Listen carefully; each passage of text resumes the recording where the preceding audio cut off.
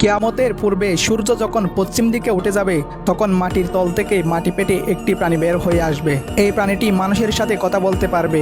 এই প্রাণীটির হাতে থাকবে মুসা আলাইহিসসালামের লাঠি এবং আঙ্গুলে থাকবে সুলাইমান আলাইহিসসালামের আংটি। এই প্রাণীটি বের হয়ে গোটা পৃথিবী ঘুরে বেড়াবে এবং তার হাতে থাকা সুলাইমান আলাইহিসসালামের আংটি দ্বারা যে সকল ব্যক্তি আল্লাহকে অস্বীকার করেছে তাদের কপালে কাফের লিখে দিবে এবং যারা আল্লাহর উপর ঈমান এনেছে তাদের কপালে মুমিন লিখে দিবে।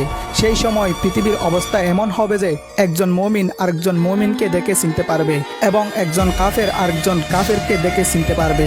কিন্তু সেই সময় কাফেররা চাইলেও আল্লাহ তাআলার কাছে তওবা করতে পারবে না, কেননা সূর্য সেই সময় পশ্চিম দিকে উঠে যাবে, আর সূর্য পশ্চিম দিকে উঠে যাওয়া মানে তওবার দরজা বন্ধ হয়ে যাওয়া।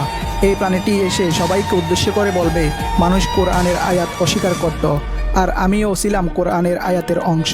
আজ আমি বের হয়ে এসেছি, আর এই প্রাণীটির নাম হবে দাব্বাতুল আর।